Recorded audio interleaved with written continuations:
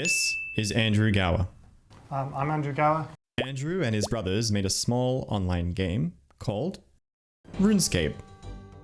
If you don't know what Runescape is, I would like to introduce you to a little thing called crack cocaine. A game so addictive, people play with foot pedals. He sold Runescape for the paltry sum of permanent generational wealth.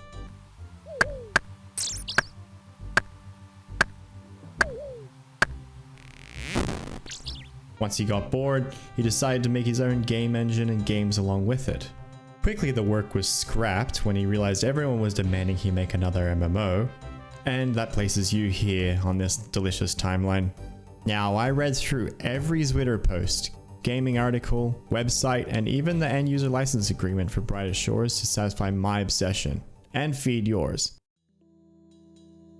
Brightest Shores is a top-down, point-and-click, free-to-play-ish MMORPG, otherwise known as Mamorpiga, with a focus on multiple professions to level, mysteries and quests, British humor, and this guy.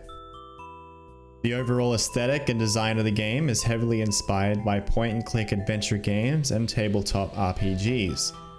One of their goals is to make things that haven't been done before, not make RuneScape 4.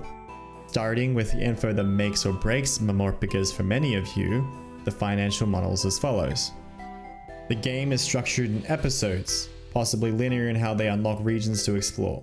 In each episode there will be new professions, quests, stuff to murder, etc. Episode 1 and 2 are 100% bona fide free to play. To have access to everything onwards requires an ongoing, optionally recurring subscription referred to as a premium pass, not to be confused with battle passes. New content and episodes will be included in the premium pass with no need to purchase expansions. Player-to-player trading is also locked behind this premium pass. It's also worth noting for many of you that Andrew said, "I'm rich as fuck, I ain't selling shit, and microtransactions suck monkey nuts." The meat and bones of Brightest Shores are professions. Unlike other Mamorpigas, professions, jobs, life skills, whatever your game calls them, they're the primary gameplay loop. Instead of overall character levels, you train in specific professions by doing them. For example, cutting trees to level up woodcutting, to equip better axes to cut better trees and feed the dopamine numbers getting bigger directly into your brain. But it's the whole game. Sort of like Worm Online, or Albion Online, or RuneScape. Professions are introduced over time using the episode structure with the objective of not overwhelming the player and drip feeding their dopamine crack just enough to get you hooked before expanding the game further. Within the professions themselves, they are designed to have lots of new things to do at a rapid pace. New efficient methods being unlocked frequently as the game nudges you to do new things unless you're doing a 5,000 hour Shoresletics challenge. Training professions can include more intensive methods such as actively using explosive potions to mine versus passive methods where you accrue resources much slower but can literally close the game and pretend you're touching grass while you're actually daydreaming about the sweet dopamine you're gonna get when you log back in. Profession capes can be unlocked through leveling professions, which are upgraded progressively through 4 tiers as you level up. We don't know level caps of professions other than this bald guy in filth with a whopping 254 foraging. The professions that we do know of in extremely guesstimated unlock order are Fisher, Chef, Forager, Alchemist, Woodcutter, Scout, Miner, Blacksmith, Stonemason, Minefighter, Detective, Merchant, Leatherworker, and Watchperson. In Brightest Shores, you will choose one of 3 factions, which function as the classes you play. These are the Guardian, Crier Knight, and Hammer Mage. This is a permanent decision you make further into the story, but thankfully Gower has given us a solution to the problem he created by giving us 3 character slots as well. Each faction has equal access to ranged and melee, but they have their own unique types of magic they can use with their chosen element.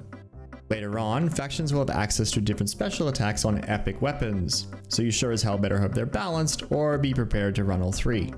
It is intended to be a more casual and relaxing experience, and while there will be some boss fights, it won't be the main focus of the game. There won't be player flicking this time around. There are different elemental damage types from faction spells, weapons, and monster attacks, and as such, damage immunities and potentially weaknesses exist. Also, PvP exists. Eventually. Brighter Shores' world is laid out in a grid of rooms which you actively explore and discover, revealing the map and resource nodes within it along the way and reinforcing the tabletop feel and the necessity to use external websites for a map. Rooms themselves are sharded to prevent overcrowding of resources while still allowing you to see other players in the world. These shards are contextual. A combat zone will have far fewer players in it than a trading hub, hopefully sweeping that bot problem under the rug neat and tidy. The system will prioritize putting you with friends as well. The world map size is compact, with a focus on ensuring there's always things to do in every room rather than long treks of nothing. There is a main story to go through as well as references to areas being locked behind progression, crushing the dreams of all mining and trading pures alike. Each episode will progress the main story as well as unlock new additional side quests and mysteries to explore, etc, etc. You play video games, you probably get it. Due to Andrew Gower's work on the FenForge Engine, Brighter Shores has some neat little tricks up its sleeve to set itself apart from the competition. First up, server ticks are dead. The game's movement, interactions, and combat is entirely real time, preventing the ability to stuff tens of thousands of sweets in your face to never die. Next on the chopping block, ping is dead. The game has great client-side predictions. Combined with the slow pace, Aussies can play in Mamorpiga and rejoice as they don't experience high latency. Unless they PvP. Brighter Shores is actually a huge proof of concept for the FenForge Engine, which Andrew, in my opinion, wishes to license out to others who create games with. Now, Andrew tweets so infrequently about the game that the community made a website they can watch tick endlessly until his actual next tweet. As such, there is a lot of mystery about the game we don't know about. Everything I've spoken about already are things we know for almost certain based on screenshots, videos, and quotes. So just be warned, all of the following is pure, chaotic, copium-infused conjecture I have created by diving into everything we have on the game at an almost certainly unhealthy level. Without further ado. Amongst the profession capes we have Scout, Mindfighter, and Watchperson, all of which have this same sword icon. In the episode 4 progress update, Andrew tweeted a teaser of the detective skill and FenForge IDE. Under episode 4, we can see a list of professions, with combat listed in lieu of watchperson. Additionally, using the info cards we were teased, we can see that the wrinkled starfish requires 18 foraging to gather as corroborated by this walking video. The same info card for a monster shows level 30 scout required. Thus, I believe there to be some form of regional, episode-specific combat professions that share functionality. Potentially similar to Slayer, but hopefully with a variety between the regions in how it plays out. Based on activities being able to be performed while logged out, it's possible we will be able to run 2 alternate characters AFK while we play a main.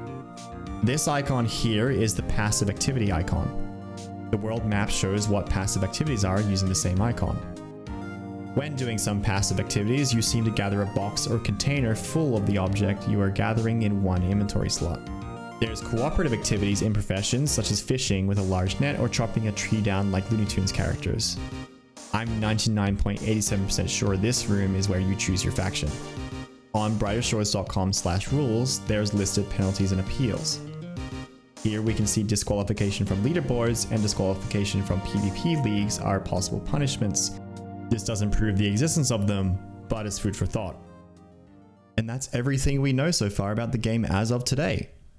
We have a doubly confirmed release date of November 6th, and there is potentially a closed beta on 22nd of this month, but applications are reserved for press. Cool kids streamers only. Please don't like this video or subscribe because I'll be obligated to apply and then make more videos for you instead of actually just playing the game. And I really want to play. Thanks for watching.